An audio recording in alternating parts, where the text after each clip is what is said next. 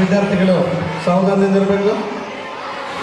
ಈಗ ನಿಮ್ಮ ಸ್ಥಳಗಳಲ್ಲಿ ನೀವು ಆಸೀನ ಹಾಕಬೇಕಾಗ್ತದೆ.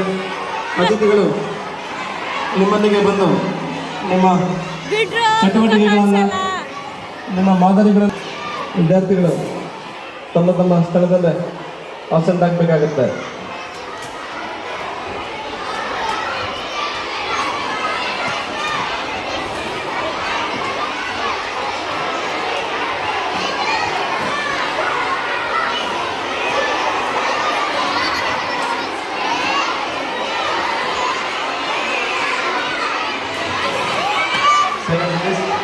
ನಿಶಬ್ದತೆ ಕಾಪಾಡಿ.